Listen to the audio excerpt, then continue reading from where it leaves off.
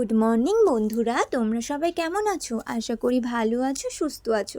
তোমাদের আশীর্বাদে আমরা সবাই ভালো আছি, সুস্থ আছি। রাজস্বপ্না লাইফস্টাইলে তোমাদের সকলকে স্বাগত জানিয়ে আজকের ভিডিওটা শুরু করছি। সকালে উঠে বাসি জামা কাপড় ছেড়ে একটু ছাদে এসেছিলাম। ছাদে এসে দেখছি যে লঙ্কা হয়েছে, অনেকগুলো লঙ্কা না বাড়তি হয়ে গেছে, মানে বড় বড় হয়ে গেছে। এই লঙ্কাগুলো না বেশি বড় হবে না, এরকম সাইজেরই হবে। তো কি করলাম, কিছু লঙ্কা তুলে নিলাম। কয়েকটি লঙ্কা তুলে একটুখানি ঘুরে একটু গাছগুলো দেখলাম, দেখে তারপরে ঘরে এসে পড়লাম যে না, আর তো থাকা যাবে না, লেট হয়ে যাবে, আবার কাজগুলোও তো সারতে হবে। সেই ভেবে চলে আসলাম। এখন ঘরে এসে ঘরটাকে ঝাড়ু দিয়ে নিচ্ছি। আজকে আমার সাথে সাথে আমার বড়মশাইও উঠে গেছে। কি বলো তো, প্রচুর গরম তো সেই কারণে উঠে পড়েছে। আর দেখতে পারছো বাইরে কি রোদ উঠেছে, প্রচুর পরিমাণে রোদ উঠেছে।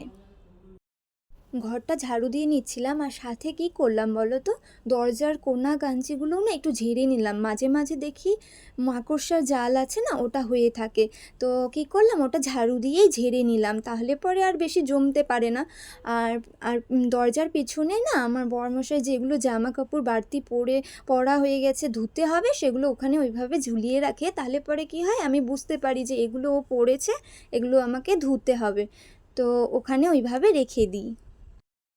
আমার ঘরবাড়ি সব ঝাড়ু দেওয়া হয়ে গেল, তো পরিষ্কার করে রেখে আসলাম রান্নাঘরে।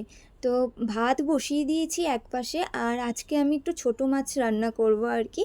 তো প্রথমে কড়াই বসিয়ে দিয়েছি, তেলটা গরম হয়ে গেছে, তাই মাছটা দিয়ে দিলাম। তো ছোটো মাছটাকে আগে ভেজে নিচ্ছি। এবার ফ্রিজ থেকে কিছু সবজি বের করে নিচ্ছি, একটু বেগুন, আলু। আলু তো বাইরেই থাকে, বেগুনটা আমি ফ্রিজে রাখি, তো সেই ফ্রিজ থেকে আর কি বের করে নিলাম, কেটে নিব। দেখো বন্ধুরা, মাছটা কিন্তু একপাশে ভাজা হয়ে গেছে। তো এখন উল্টে দিচ্ছি। মাছটা একটু সুন্দর করে ভেজে নিচ্ছি, একটু কড়া করেই ভেজে নিলাম। মাছটা ছোট মাছ তো সেই কারণে একটু কড়া যদি না ভাজি না, সবজিতে যখন দিব মাছটা ভেঙে যাবে আর কি, সেই কারণে একটু কড়া করে ভেজে নিয়েছিলাম। আর এখন দেখো মাছ ভাজা হয়ে গেছে, তো সবজিটা বসিয়ে দিয়েছি। আলু আর বেগুন দিয়ে একটু করছি, একদম মাখা মাখা করব না, হালকা ঝোল রাখবো, কারণ আজকে আর ডাল করছি না, তো সেই কারণে। তো সবজিটা মোটামুটি মশলা দিয়ে কষানো, মানে যতটুকু আর কি, বেশি মশলা তো লাগে না, হালকা মশলা দিয়ে করে নিলাম। তারপরে জল দিয়ে দিলাম, একটু ফুটবে, তারপরে ছোটো মাছটা দিব। ততক্ষণে ভাবলাম যে আমি শাকটাকে কেটে নিই। শাকটা ধুয়ে রেখেছিলাম, তো জলটা ঝরে গেছে, এখন আমি শাকটা কেটে নিচ্ছি। শাকটা কাটা হয়ে গেল আমার। আর ওইদিকে মাছের ঝোলটা এখন দেখে নিব কতটা কি হয়েছে। শাক তো কাটা হয়ে গেল, তো ওখানে জল দিয়ে একটু বটিটা খুব সুন্দর করে ধুয়ে রাখলাম।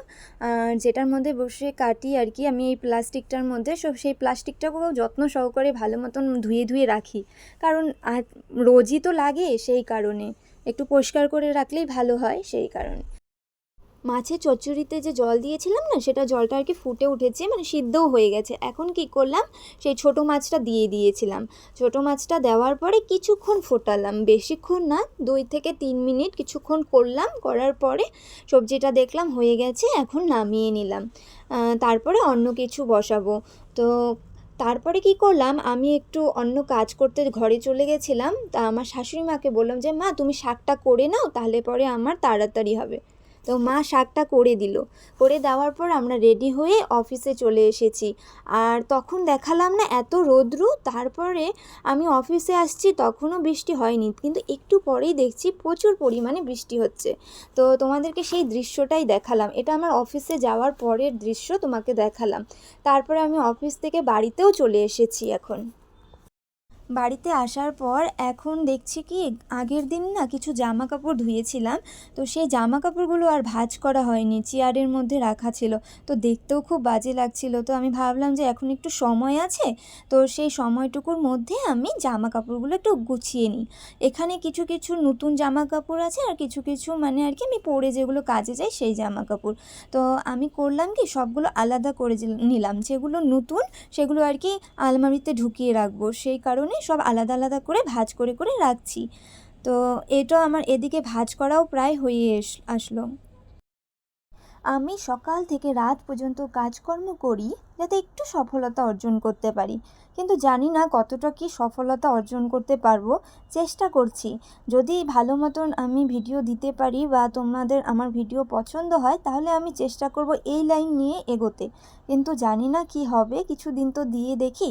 আর দেখো, তোমাদের সাথে কথা বলতে বলতে আমার সব কিছু সুন্দর করে গোছানো হয়ে গেছে, আর যেগুলো নতুন ছিল সেগুলো আমি আলমারির মধ্যে ঢুকিয়ে রাখলাম। আমি এখন জামা কাপড়গুলো গুছিয়ে রান্নাঘরে চলে আসলাম। রান্নাঘরে এসে দেখছি মা ভাত আর ডাল করে রেখেছে, আমাকে শুধু সকালে যে তরকারিটা আছে ওটা একটু গরম করতে হবে। তো সেটাই করলাম, গরম করতে বসিয়ে দিলাম। আর এক পাশে ভাবছি আমার সব যে আমি যে অফিসে খাবার নিয়ে যাই সেই টিফিন বক্সগুলো, ওগুলো তো ধুতে হবে। তো অতটুকু সময়ে আমি টিফিন বক্সগুলো ধুয়ে নিব, তাহলে পরে কি হবে, অনেকটা তাড়াতাড়ি হয়ে যাবে। আর এগুলো করে তারপরে খাওয়া দাওয়া করে আমি আবার বসবো হচ্ছে একটু লাইভ করতে। আমার তো আর সারাদিনের সময় নেই যে লাইভে আসবো, তো রাতের বেলাটাই চেষ্টা করছি একটু লাইভে আসার, সেই কারণেই তাড়াহুড়ো আর কি। তো সবজিটা গরম করে রাখছি, আর সবথেকে বড় কথা ভাতটা মা করে রেখেছে, ভালোই হলো। আমার তো বাসনগুলো ধোয়া হয়ে গেল, আর এদিকে সবজিটাও গরম হয়ে যাচ্ছে। তারপরে কি করব, খাওয়া দিয়ে দিব। খাওয়া দিয়ে তারপরে তো বললামই লাইভে আসব। আর বন্ধুরা, আমার ভিডিওটা তোমাদের কেমন লাগছে তোমরা আমাকে কমেন্ট করে অবশ্যই জানাবে। আর নতুন হয়ে থাকলে আমার ভিডিওটাকে একটু দেখো, আমাকে একটু সাপোর্ট করো। আর যে যে দিদি ভাইরা আমার পাশে আছো, আমি সত্যি খুব খুশি তোমাদের জন্য। তোমাদের তোমাদের ভালোবাসার জন্যই আমি ভিডিও করতে পারছি আর কি। জানি না কতটা ভালো হচ্ছে কি হচ্ছে, তোমরাই কমেন্ট করে জানাবে।